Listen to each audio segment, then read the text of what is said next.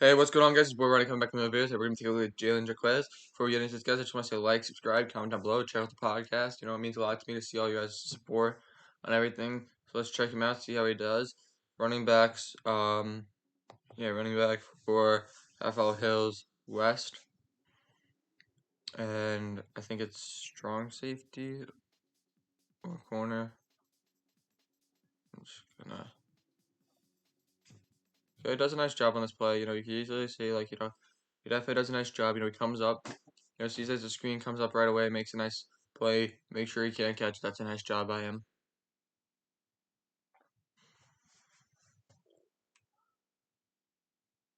So, okay. You know, not able to make a move, but you usually could see, didn't really, could have easily gotten out here. Took a while to, you see he's just standing right behind him. He takes so long right there that, maybe he worked on that vision is definitely something that he could improve on. I get it. You get in the end, you get right there. Get on the goal line, but you don't make it in the end zone. You could have definitely better ball game vision. You could have seen that you can't get through. You're running into your teammate, and it's just realizing that you can't be doing that. And trying to find a hole faster.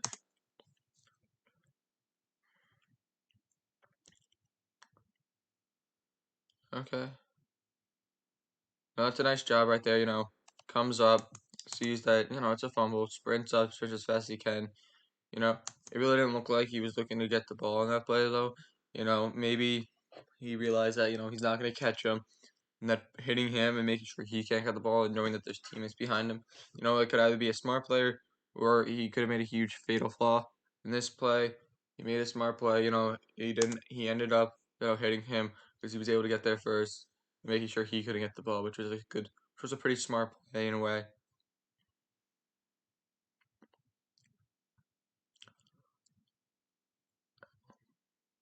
Oh, he's an outside linebacker because there's no way a corner or a safety will do that. It's a nice job. He comes upfield, doesn't come too far upfield on this play. You take a look. He comes in on a curve right here. Just what you want. A blitzing outside linebacker. He does a nice job right here. Doesn't come too far upfield, which is a good job. Kind of almost misses the tackle there, but makes a nice job right there. Makes a tackle.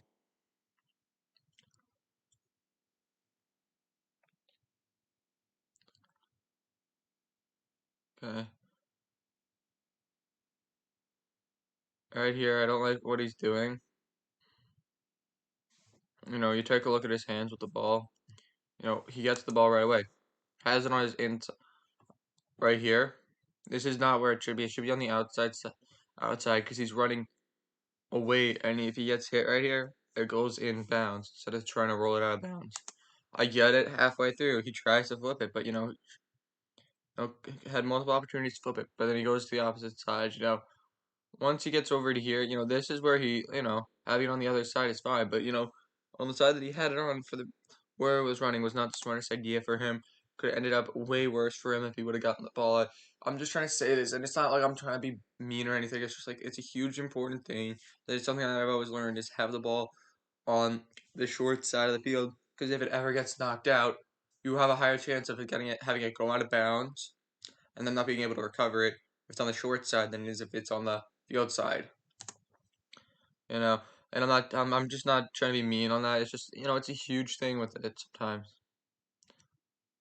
Like right here, he does it. No, he doesn't. He doesn't. He had. You usually see that he had the opportunity to have it on that side. He has it, has it. And then once he goes upfield, he switches it. I get it. He cuts back outside, but still, you just you know when you're running towards when you're running towards the field side of the have the ball in the same hand that you're running towards. It's just something that I just learned, and it makes me upset in a manner because you fumble the ball and you don't recover it, and it could have gone easily out of bounds, and the other team recovers it. You know, you fumble it and you fumble it out of bounds. Your coach is gonna be as pissed off as you as if you fumble it and the other team recovers it, and that's why it's just I know how it feels to get yelled at. You know, especially getting yelled at for something you can't control, but this thing you could control.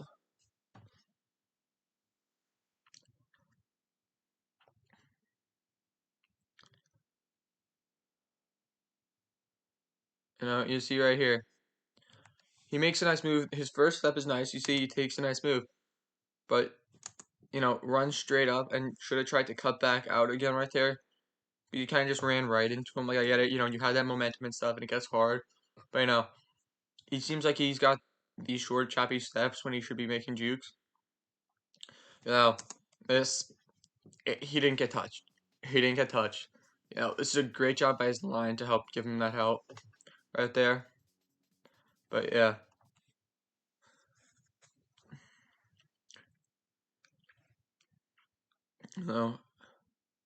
Definitely what he should have done right here. Like, he almost didn't get in the end zone. Right here. You see it. This is definitely a play that he should cut back right here because he has this hole right here. I get it. It's not the right play, but this guy was pulling. You take a look. I don't know why he went this way because especially with this guy coming this way, I feel like going this way where you don't have your lead. Yeah, no, you don't. Where are you gonna go? The guy where there's more. There's so many guys. It's spread out even. It seems like you'd run this way if this guy was coming upfield. This guy moved over and pulled this way. You'd probably want to take a cutback step here and follow this guy because this guy's probably your lead blocker right here, and you got to follow your lead blocker because I feel like if he would have went this way, he had the open hole right there. He had the end zone, yes, almost didn't right there. He had an easy angle at the end zone, and it shows you had that good vision in a sense to be able to see and spot a hole. You know,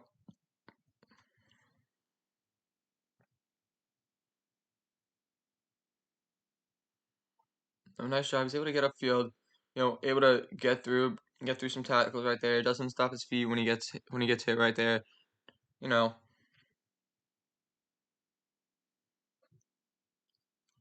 see what he does. Okay. Okay, has some, you know, he did lose it because you take a look right here, he trips. I'm not saying that this is not like the greatest of coverage, especially like, you know, he had no shot at that ball. That ball was a terrible ball. He didn't really do anything with that play. He kind of actually almost fell, and it could have actually been a totally different play if he didn't fall or anything. But I wouldn't have put that in your highlights. Gets a nice gain, keeps driving his feet. You know, does do a nice job. One thing I don't like what he did at the end. You don't take your helmet off. Something that I've learned from so many of my coaches, and these are guys that have won LICs and stuff. Like these are guys that have they have been assistant coaches on LIC teams and I've had conversations with other coaches that have been head coaches in it, and people that have played in the LICs like don't take your helmet off. Like it shows that you just don't have like you're in a way you have to be able to control yourself because taking your helmet off could just end up in you getting a flag in a sense, and that flag that you got thrown on you gets canceled out, and it's just not something you want in a sense. You don't want coaches thinking that you can if you want to take it to the next level that you're this aggressive that you have to take your helmet off after a play sometimes because somebody did something that wasn't right. Like just deal with it, suck it in, use that anger that you have towards them, and use it on the next play and be physical towards your opponents in a legal manner. You know, it's one of the things that some of the, some kids don't realize is that you know guy does something illegal to you the next play. Most likely, if they don't get flagged for it, use that anger about why they didn't get flagged and just knock their head off. You know, you won't get flagged for it, and you're able to make a huge play out of it, and you're using that aggression that you have. Does a nice job with his legs, able to break some ankles on these plays. It's a nice job, doesn't completely run up to the quarterback right here, You take a look, definitely following the pitch, man. He sees the pitch and he's able to get upfield, make the tackle, doesn't allow him to get a huge amount of yardage, does go down a little bit too soon, but he's able to make sure that he doesn't get any like huge yardage on the play. That was the end. But no, this kid's definitely a solid athlete. You can easily see that. You know, maybe a little bit of attitude issues, but that's something that everybody can learn in a way to get better and grow. But he's definitely a solid athlete. You see that he has the ability to grow in his senior year. He might actually ball out help this team make it to either the first, put up a dominant fight in the first round or second round. I don't see them making it because East Islip and Sayville I have is 1-2 in Division 3, but it doesn't really matter. This kid can dominate, play ball, and be physical. So guys, remember to like, subscribe, comment down below, and check out the podcast. Peace.